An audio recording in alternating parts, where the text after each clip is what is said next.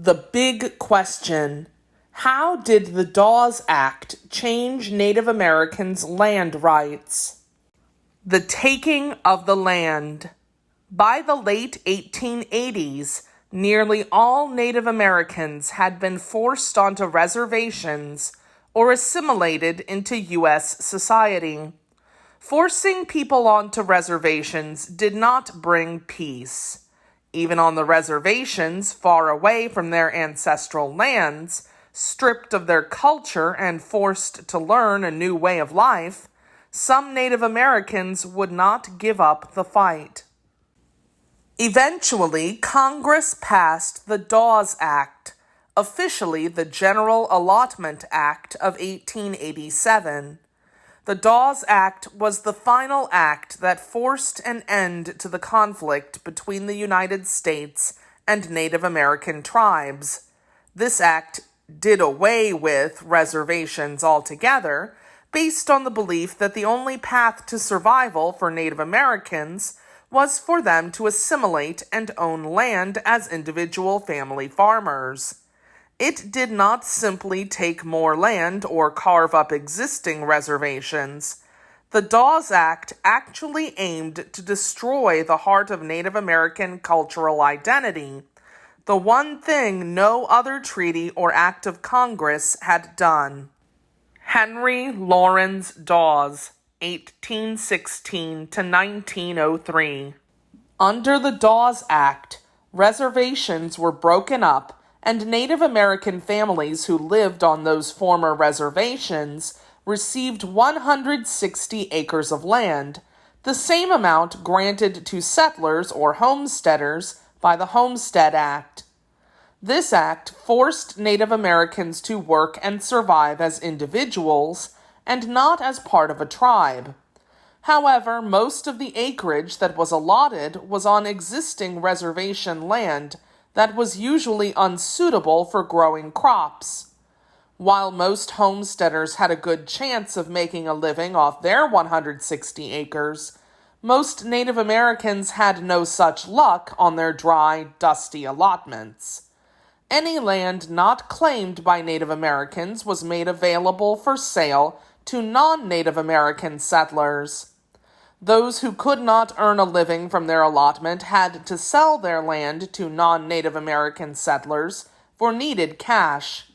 The former reservation homelands were chopped up into many little pieces, and hunting and fishing territory was lost. Many people left the former reservation land and never returned. Those who remained struggled to survive. Worst of all, rather than a sense of belonging to the land, they felt a sense of isolation and sadness. The people were scattered, and all that remained, it seemed, were stories and memories. To understand why the Dawes Act was so damaging to Native American tribes, you must understand what lay at the heart of Native American cultural identity. Many factors contribute to cultural identity. Language, clothing, food, and religious practices are all important, but they are really only pieces of the puzzle. These things only provide clues to a person's culture. The true core of a person's cultural identity cannot necessarily be seen, heard, or tasted. Cultural identity is something people feel and know deep down inside, regardless of what they wear or do, and regardless of where they live. When Native American children went off to the boarding schools, such as the Carlisle Indian Industrial School, they changed their clothing and language. They traded in their homemade animal skin clothes for wool suits and dresses. They learned to speak English. They learned about a new religion, and they learned how to work in factories and on farms. They did everything their teachers told them to do, everything that was supposed to erase their cultural identity, but it did not work. In the end, they were still Native Americans. Why?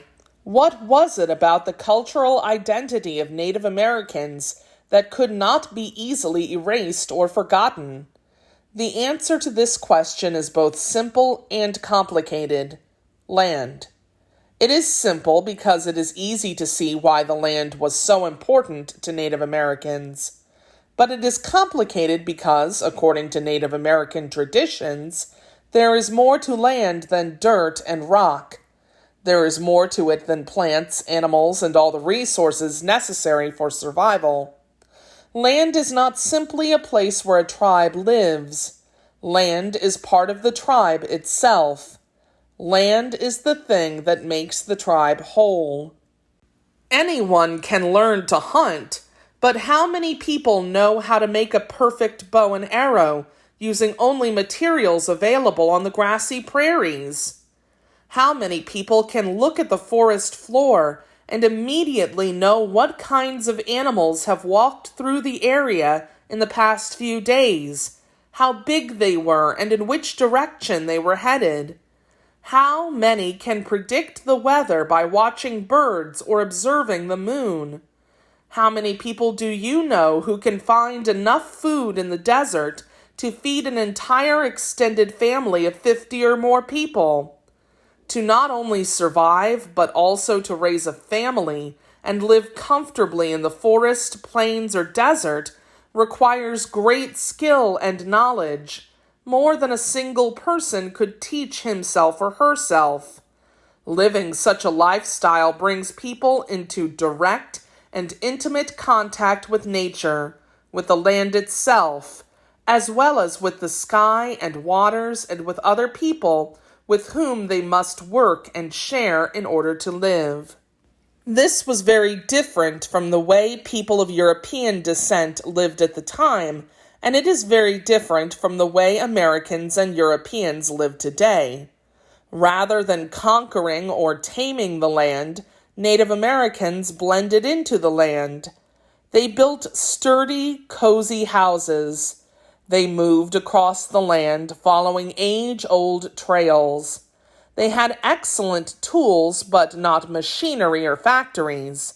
They possessed incredible amounts of knowledge not necessarily found in a library.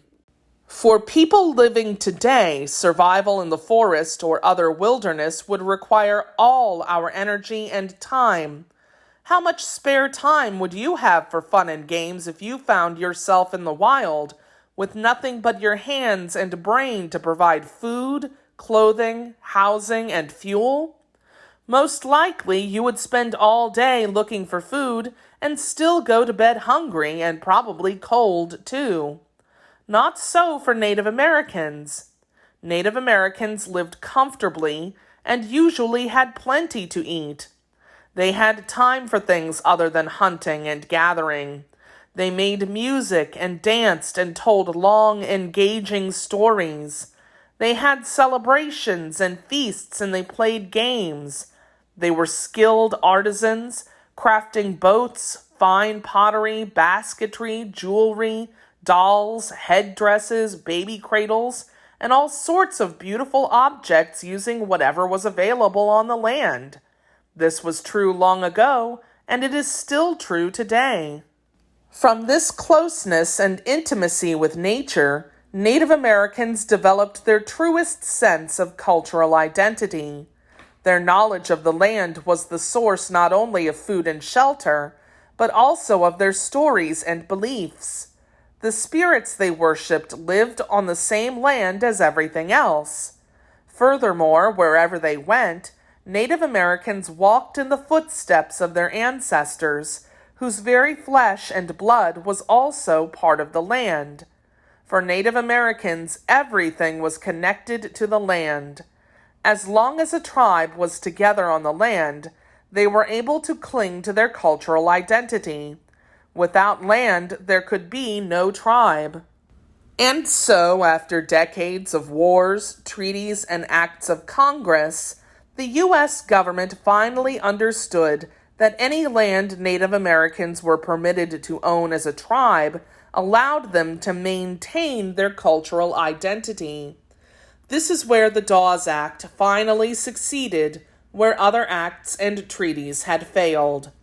It destroyed the sense of connection between the tribes and the land. In the process, it almost defeated the tribes themselves. Before the Dawes Act of 1887, there were nearly 150 million acres of land in Native American hands. By 1934, when the Dawes Act was finally overturned, Native Americans owned only 48 million acres.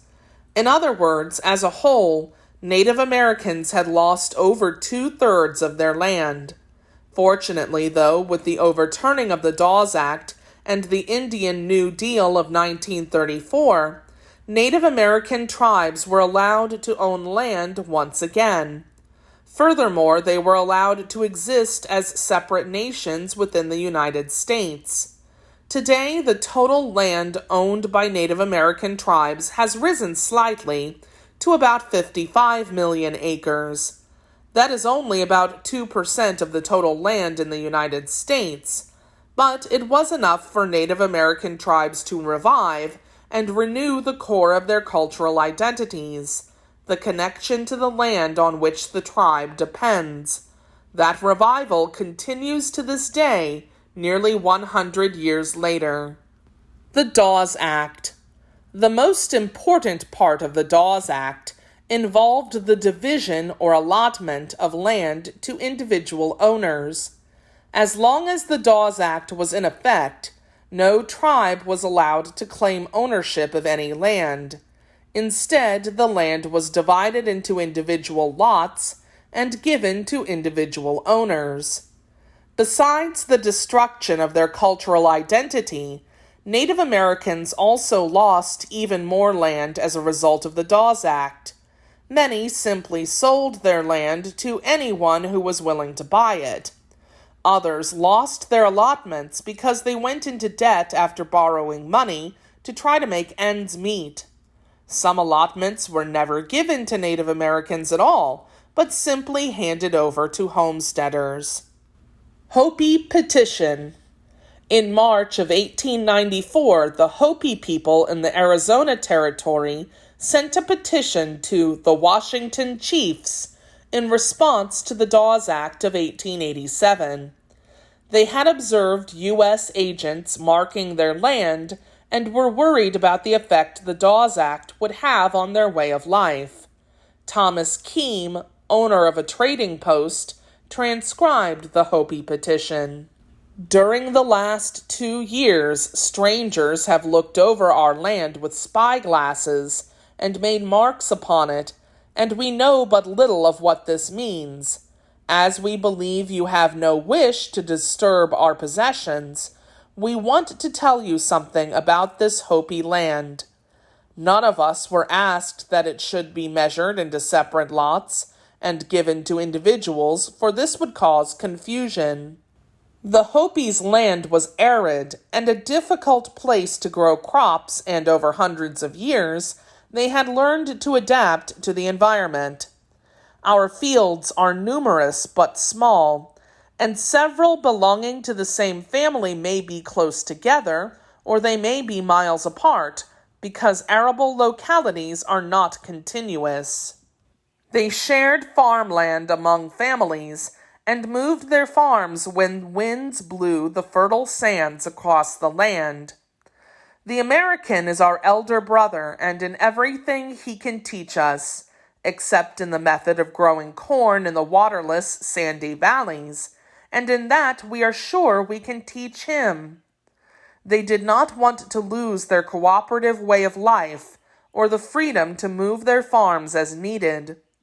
We most earnestly desire to have one continuous boundary ring enclosing all the Hopi lands, and that it shall be large enough to afford sustenance for our increasing flocks and herds.